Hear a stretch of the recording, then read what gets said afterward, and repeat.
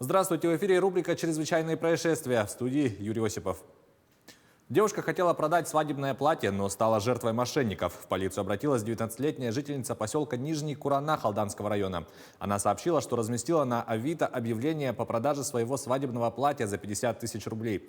Вскоре откликнулся потенциальный покупатель и предложил оформить покупку через курьерскую компанию. Их общение происходило в WhatsApp. Потерпевшая согласилась на условия покупателя и сообщила свои ФИО, адрес и номер мобильного телефона. Лжепокупатель для убедительности предоставил ей скриншот чека банка о произведенной оплате и отправил ссылку для оформления. Девушка перешла по ней и ввела данные своей банковской карты, коды, поступившие в СМС-сообщениях, после чего мошенники похитили деньги с ее карты. Жительница Якутии перевела мошенникам свыше 1 миллиона рублей. Ее убедили, что на нее оформили кредит нечистые на руку сотрудники банка. Об этом сообщает прокуратура Якутии. Неизвестный, представившись сотрудником банка, обманул ее, сообщив о мошеннических действиях со стороны сотрудников, которые якобы с использованием ее персональных данных оформили кредит на сумму свыше 900 тысяч рублей. Пострадавшая под руководством мнимого представителя банка, зайдя в приложение банка, удостоверилась, что действительно имеется оформленный на ее имя кредит.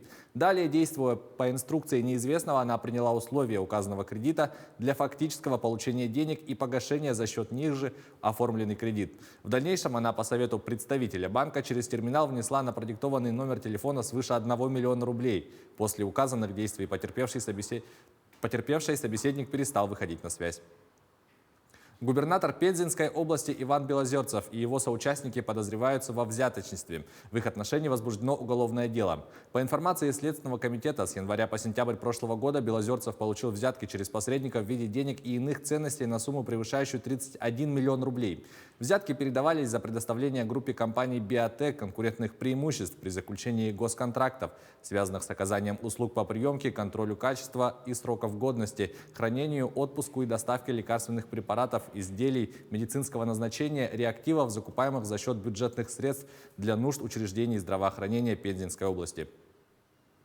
Несмотря на запреты, призванные остановить распространение коронавируса, многие ночные клубы и бары в Сан-Паулу, в самом крупном городе Бразилии, принимают посетителей после наступления комендантского часа. Полиция проводит рейды в заведениях и прекращает незаконные вечеринки. Подробности в следующем материале рассказывает Сергей Берец.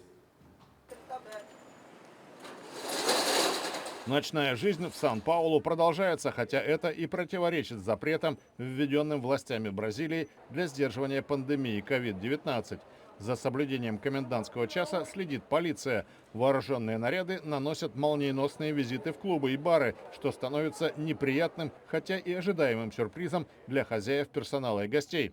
Жесткие действия дают результаты, говорит один из участников рейда Эдуардо Ботеро. Вечеринки почти прекратили, что и было целью нашего подразделения.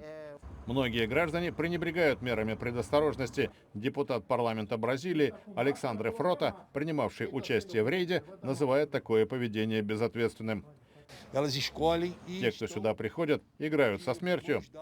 Того же мнения придерживается полицейский Карлош Морера. По его словам, люди просто не верят, что могут стать жертвами болезни и считают пустыми страшилками предупреждения об опасности и переполненных отделениях реанимации в больницах.